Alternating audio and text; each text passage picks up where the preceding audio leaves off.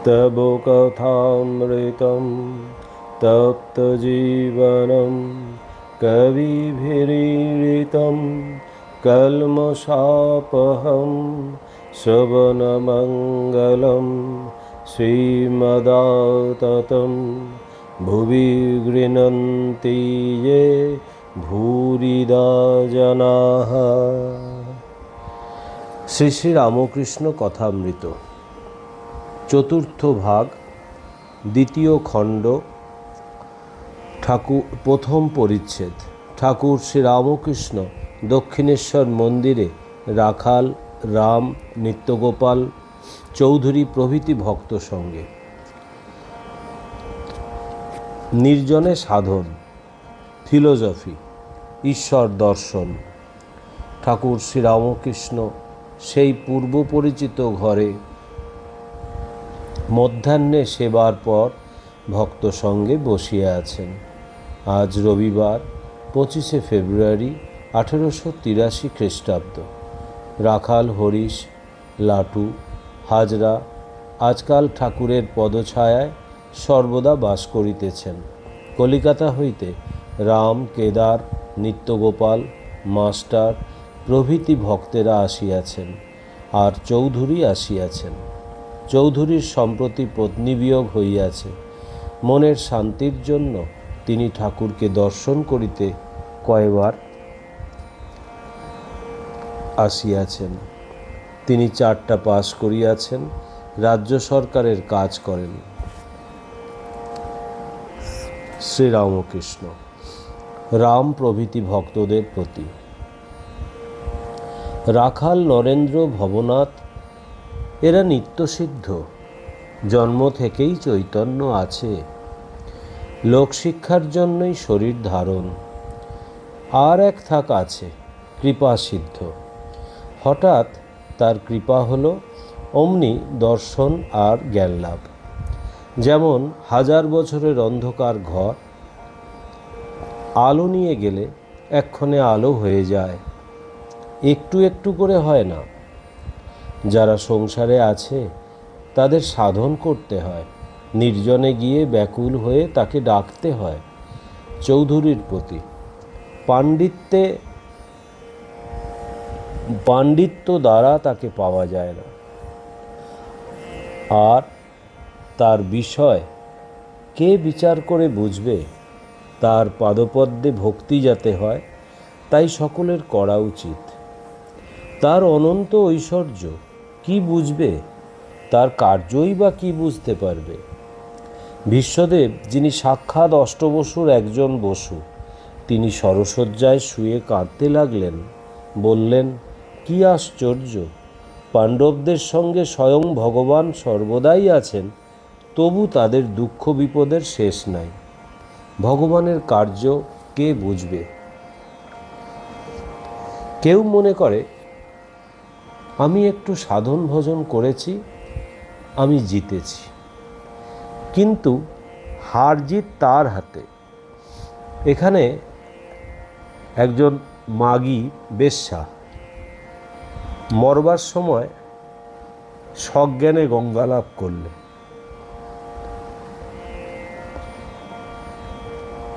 চৌধুরী তাকে কিরূপে দর্শন করা যায়? শ্রীরামকৃষ্ণ এ চক্ষে দেখা যায় না, তিনি দিব্যচক্ষু দেন, তবে দেখা যায়। অর্জুনকে বিশ্বরূপ দর্শনের সময় ঠাকুর দিব্যচক্ষু দিয়েছিলেন। তোমার ফিলোজফিতে কেবল হিসাব কিতাব করে, কেবল বিচার করে, ওতে তাকে পাওয়া যায় না। যদি রাগ ভক্তি হয়, অনুরাগের সহিত ভক্তি, তাহলে তিনি স্থির থাকতে পারেন না। ভক্তি তার কিরূপ প্রিয়। খোল দিয়ে জাব যেমন গরুর প্রিয়, গপ গপ করে খায়।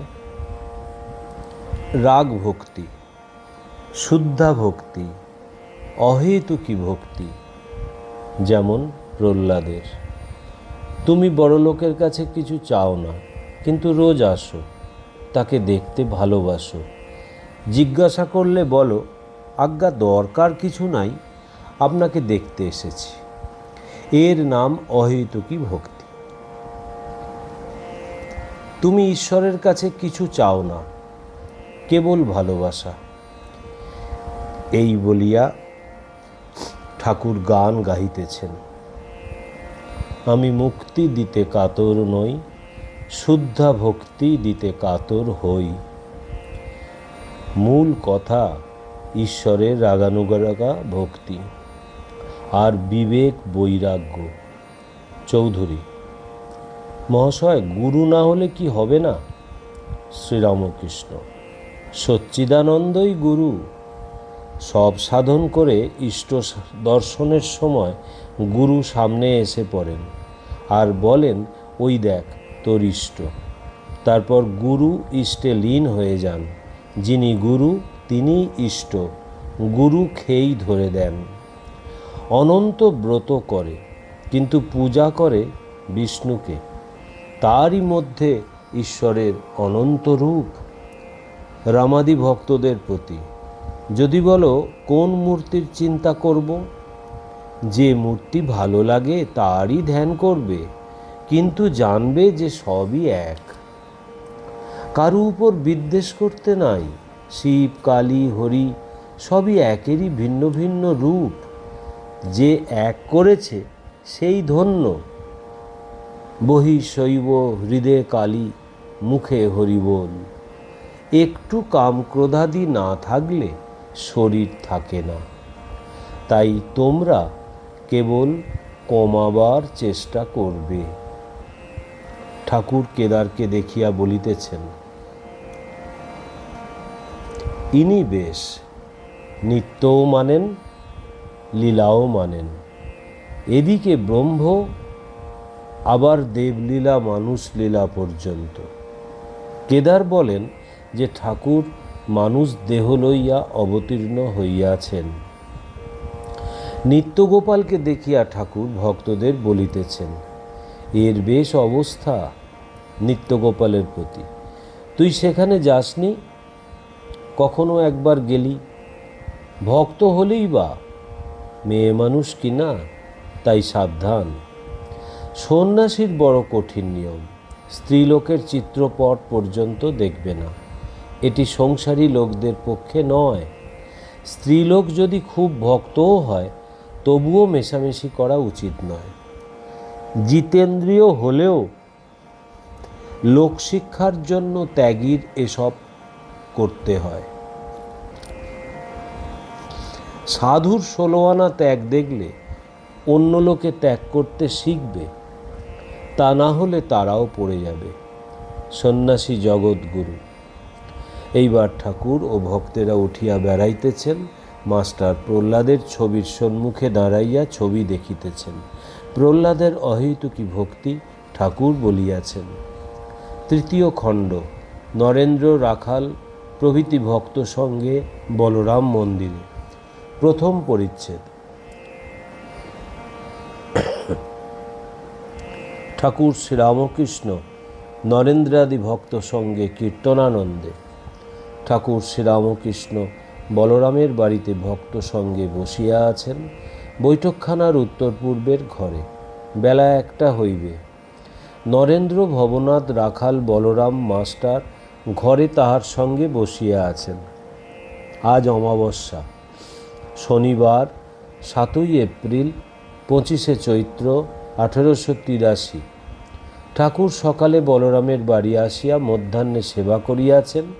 নরেন্দ্র, ভবনাথ, রাখাল ও আরও 2-1টি ভক্তকে নিমন্ত্রণ করিতে বলিয়াছিলেন, তাহারাও এখানে আহার করিয়াছেন। ঠাকুর বলরামকে বলিতেন, এদের খাইও, তাহলে অনেক সাধুদের খাওয়ানো হবে। কয়েকদিন হইল ঠাকুর শ্রীযুক্ত কেশবের বাটিতে নববৃন্দাবন নাটক দেখিতে গিয়াছিলেন। সঙ্গে নরেন্দ্র ও রাখাল ছিলেন। নরেন্দ্র অভিনয়ে যোগ দিয়াছিলেন, কেশব পওহারী বাবা সেজেছিলেন। শ্রীরামকৃষ্ণ। নরেন্দ্রাদি ভক্তদের প্রতি। কেশব সেন সাধু সেজে শান্তি জল ছড়াতে লাগলো। আমার কিন্তু ভালো লাগলো না। অভিনয় করে শান্তি জল? আর একজন কুবাবু পাপ পুরুষ সেজেছিল। ওরকম সাজাও ভালো না। নিজে পাপ করাও ভালো না, পাপের অভিনয় করাও ভালো না। নরেন্দ্রের শরীর তত সুস্থ নয়, কিন্তু তাহার গান শুনিতে ঠাকুরের ভারী ইচ্ছা। তিনি বলিতেছেন, নরেন্দ্র, এরা বলছে একটু গা না। নরেন্দ্র তানপুরা লইয়া গাইতেছেন, আমার প্রাণপিঞ্চরের পাখি গাও না রে, ব্রহ্মকল্পতরু রূপে বসে রে পাখি বিভুগণ, গাও দেখি, গাও গাও, ধর্ম অর্থ কাম মোক্ষ সুপক্ষ ফল খাও না রে, বলো বলো আত্মারাম পর প্রাণারাম, হৃদয়ে মাঝে প্রাণ বিহঙ্গ ডাকো অবিরাম, ডাকো তৃষিত চাতকের মতো, পাখি অলস থেকো না রে। গান। বিশ্বভুবন রঞ্জন ব্রহ্ম পরম জ্যোতি, অনাদি দেব জগৎপতি প্রাণের প্রাণ। গান।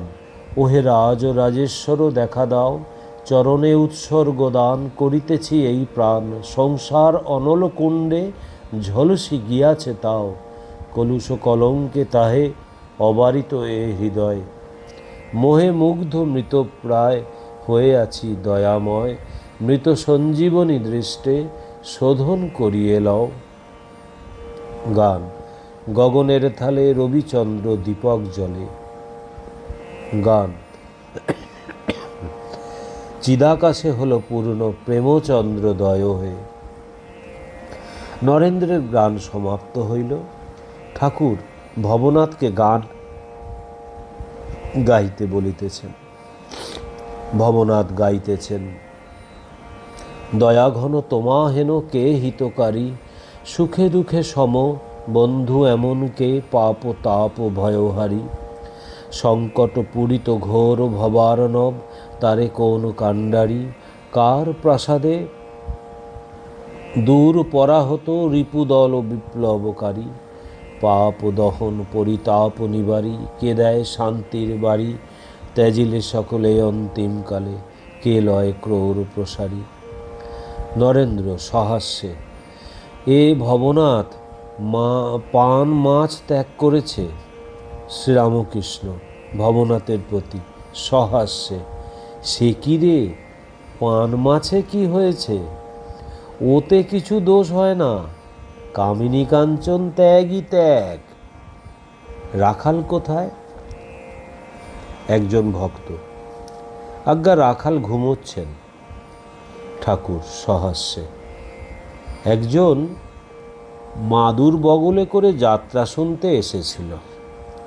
যাত্রার দেরি দেখে মাদুরটি পেতে ঘুমিয়ে পড়ল। যখন উঠল তখন সব শেষ হয়ে গেছে।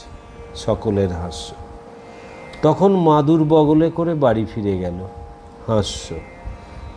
রামদয়াল বড় পীড়িত, আর এক ঘরে শয্যাগত।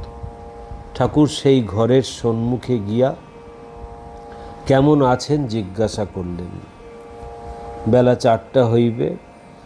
বৈঠকখানা ঘরে নরেন্দ্র, রাখাল, মাস্টার, ভবনাথ প্রভৃতি ভক্ত সঙ্গে ঠাকুর বসিয়া আছেন।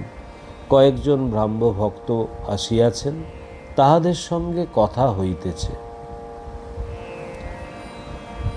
ব্রাহ্ম ভক্ত, মহাশয়ের পঞ্চদশী দেখা আছে?